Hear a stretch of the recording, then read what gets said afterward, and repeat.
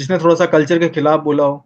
अब ओशो जैसा व्यक्ति इतना विचारक, इतना महान विचारक होने के बावजूद भी इतना कंट्रोवर्सीज में रहा। ठीक है, उसको हिंदुस्तान से निकाला गया, उसको अमेरिका से निकाला गया। सामाजिक तौर पे सरकार ने, कभी पॉलिटिकल पार्टीज ने उनको एक्सेप्ट नहीं करा। और इसमें कोई दौर राय नहीं कि बहुत महान गुरु है वो। लेकिन भगवान के तौर पे उनको मैं स्वीकार नहीं कर सकता। मैं उनको भगवान, अच्छा ही नाम है उसका, लास्ट नेम उस व्यक्ति का सहगल है। वो अपने आप को कल की अवतार बता रहा है। हाँ हाँ। इट्स वीडियो, मैंने वीडियो देखी थी यूट्यूब पे किसी new. And one more thing. Um, Nowadays, your actor Osho, why is that so? अच्छा, ओशो को लेके, हाँ, मैंने कुछ एक वीडियो वगैरह बनाई थी ओशो को लेके, और लोगों ने काफी अच्छा रिस्पॉन्स भी दिया उस पे।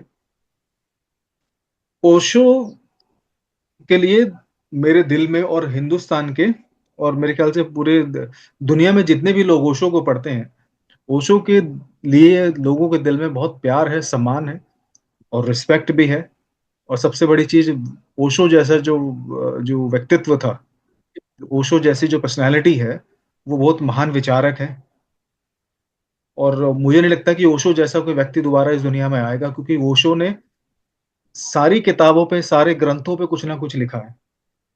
चाहे वो हम्म, अपने पॉइंट ऑफ व्यू से लिखा हो, चाहे उन्होंने किसी और पॉइंट ऑफ व्यू से लिखा हो, कुछ भी लिखा हो, लेकिन ओशो जैसा तार्किक व्यक्ति ना तो अभी तक हुआ है, खासकर ग्रंथों पे लिखने वाला, और शायद दोबारा होगा भी नहीं।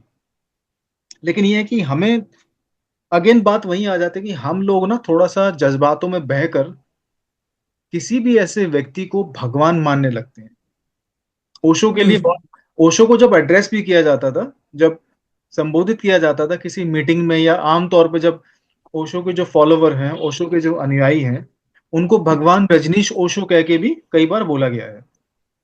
हाँ, ओहो। ये मैंने देखा भी है उनकी कुछ डॉक्यूमेंट्रीज वगैरह, कुछ वीडियो डॉक्यूमेंट्री वगैरह में, और मैंने पढ़ा भी हम्म, है।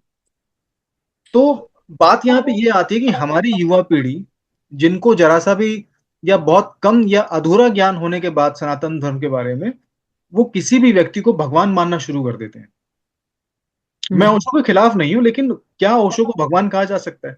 क्या किसी भी ऐसे व्यक्ति को भगवान कहा जा सकता है जो, मतलब हाल ही में, मतलब जिसका जन्म हुआ हो, या मतलब जिसका आचरण थोड़ा ऐसा ऐसा रहा हो कि जो मतलब मतलब जिसने थोड़ा सा कल्चर के खिलाफ बोला हो।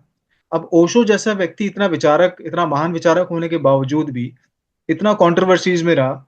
ठीक है, उसको हिंदुस्तान से निकाला गया, उसको अमेरिका से निकाला गया। ठीक है, 100 से ज्यादा देशों में उसने इनविटेशन भेजा, रिक्वेस्ट भेजी, मुझे मतलब पॉलिटिकल असाइलम या मुझे सिटीजनशिप दी जाए।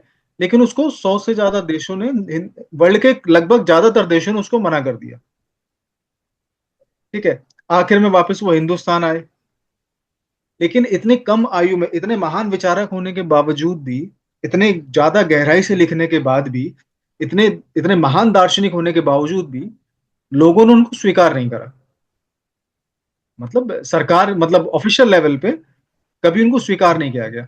उनको बहुत सारे लोगों ने तो स्वीकार किया कि बहुत अच्छे महान विचारक हैं, गुरु हैं, आध्यात्मिक गुरु हैं। लेकिन कभी बहुत मतलब सामाजिक तौर पे सरकार ने, कभी पॉलिटिकल पार्टीज ने उनको एक्सेप्ट नहीं करा। और इसमें कोई दौर राय नहीं कि बहुत महान गुरु हैं वो। लेकिन भगवान के तौर पे उनको मैं स्वीकार नहीं कर सकता, मैं उनको भगवान नहीं कह सकता। हाँ।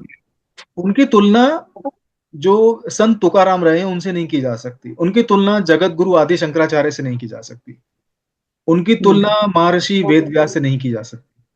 ठीक है, हमारे जितने भी ग्रंथ हम्म, लिखे गए हैं, उनकी तुलना कभी हम्म, स्तुत जी से नहीं की जा सकती, उनकी तुलना किसी हम्म, किसी भगवान से नहीं की जा सकती। हम्म, तो यहाँ पे सिर्फ बात यही है कि वो विचारक रहे हैं, उनके विचारों को सुनो, जीवन में बदलाव लाओ, थोड़ा सा जो हम्म, वो उनका एंटरटेनमेंट का तरीका रहा है उसको अपनाओ। लेकिन भगवान कह के उसको संबोधित नहीं किया जा सकता उस व्यक्ति को। और यस। हाँ, बस मेरा सिर्फ यही यहाँ पे था। हमारे यहाँ लोग, होता क्या है कि जब कोई जरा सा भी आध्यात्मिक चीजों पे मतलब जुड़ा होता है, आध्यात्मिक रास्ते पे होता है, तो उसको बहुत जल्दी भगवान मानना शुरू कर देते हैं। ठीक है, जैसे हम्म, आसाराम बापू को भी लोग कई भगवान कहते हैं। एग्जैक्टली। ठीक है, अब अब पता नहीं वो किस कारण से अंदर है, क्या कारण है, क्या कहानी है, क्या नहीं है। लेकिन अगर कोई भगवान है, तो क्या उसका जीवन का जो आचरण है, क्या वो भगवान की तरह नहीं होना चाहिए? और हमारे यहाँ तो भगवान कहने से पहले भैया लोग परीक्षा भी लेते हैं। हम्म, अगर आप अपने आप को बोलोगे कि आप देवी दुर्गा का अवतार हो, तो क्या लोग आपको छोड़ देंगे? बिल्कुल नहीं छोड़ेंगे। बोलेंगे भाई आप चमत्कार yes, करके दिखाओ। right. अगर आप बोलोगे भाई आप शक्ति का अवतार हो, तो लोग आपके पीछे पड़ जाएंगे, बोलेंगे आपको चमत्कार करके दिखाओ मैडम जी, ऐसे तो हम आपको जाने नहीं देंगे।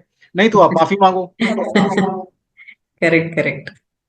अभी कुछ दिन पहले मैं वीडियो देख रहा था, पता नहीं कोई, अच्छा ही नाम है उसका, लास्ट नेम उस व्यक्ति का सहगल है। वो अपने आप को कल की अवतार बता रहा है। हाँ, हाँ. इट्स वीडियो, मैंने वीडियो देखी थी यूट्यूब पे, किसी न्यूज हम्म, प्रोग्राम का कोई वो था एपिसोड। तो वो बंदा बैठ के अपने आप को टीवी पर बता रहा है कि मैं कल की अवतार हूँ। हम्म, तो अगर वो कल की अवतार है, जो विष्णु का जो आखिरी अवतार है इस युग में, तो भैया लोगों, जो वहां पे हम्म, कुछ विद्वान पुरुष बैठे थे जिनको वेदों का ज्ञान था, जो थोड़े से धर्म के ज्ञानी थे, उन्होंने सवाल पूछा कि भैया आप ये करके दिखाओ, अगर आप कल की अवतार हो तो। हम्म, हम्म, आप कल की अवतार हो तो कुछ चमत्कार करके दिखाओ। आप मेरे मन में क्या चल रहा है हम्म, ये करके बताओ। तो लोग होता है कि आपको नापना शुरू कर देते हैं। People ask you hmm. Questions, if you are If you अवतार, are so try to do something, try to do some miracle. तो वो कुछ correct. नहीं कर पाया। हम्म, तो होता क्या है कि जब आप अपने आप को भगवान कहते हो, या जब किसी को भी भगवान कहते हो, तो एक मूर्ख व्यक्ति ही किसी आध्यात्मिक गुरु को भगवान कहेगा। आप उसका आदर करिए, हम्म, सम्मान करिए, गुरु का दर्जा दीजिए, हम्म, इसमें कोई दिक्कत नहीं है। ठीक है। लोग, अब जो रजनीश हैं, क्या उनकी तुलना संत कबीर से की जा सकती है? बिल्कुल नहीं करी जा सकती भाई। संत कबीर कितने साधारण व्यक्ति थे। क्या ओशो की तुलना महर्षि वाल्मीकि जी की जा सकती? नहीं करी जा सकती। क्या ओशो की तुलना स्वामी दयानंद सरस्वती से कर सकते हैं? नहीं कर सकते। अरे भाई उनका जीवन तपस्या का जीवन रहा है। क्या ओशो की तुलना स्वामी विवेकानंद से हो सकती है? नहीं हो सकती। उनका जीवन तपस्या से भरा हुआ था। ठीक है। तो ओशो को भगवान का दर्जा नहीं दिया जा सकता। वो एक विचारक थे, और बतौर विचारक वो हमेशा रिस्पेक्टेड रहेंगे, उनकी हमेशा सम्मान होता रहेगा। लेकिन हमें ये सोचना पड़ेगा कि भगवान कौन है, आदर्श कौन है। और ओशो आदर्श भी रह सकते हैं। और मैंने ये भी कहने की कोशिश करी थी कि ओशो को वैसे ही लोग वो वाले पसंद करेंगे जिनको भोग विलास थोड़ा सा अच्छा लगता है। आजकल के जो बहुत हम्म. सारे कथावाचक है ना, हाँ. क्योंकि ओशो पे तो बहुत सारी गाड़ियां थी, बहुत सारी रोल्स रॉयस थी, रोलेक्स की घड़ियां पहनते थे वो। ठीक है। हम्म, थोड़ा सा वो कॉमेडी भी करते थे, और थोड़ा सा वो उनके हम्म, एग्जाम्पल भी ऐसे होते थे, कॉमिक टाइप स्टोरी सुनाते थे। हम्म, उसमें कोई दो राय नहीं है। तो इसीलिए तो बहुत सारे लोग ओशो को अपना आदर्श मानते हैं।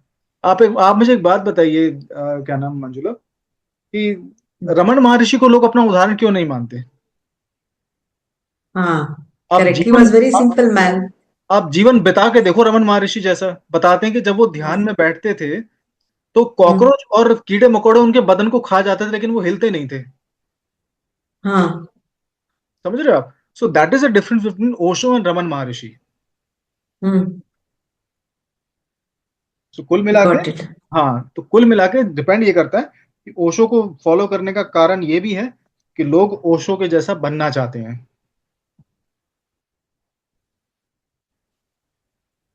Hmm. They want to enjoy everything and also be a spiritual person. Yes yes. ठीक है मंजुला जी, तो यही मेरा विचार था, और यही कारण था कि मैंने वीडियो बनाई थी ओशो के ऊपर। सो Oh, nice.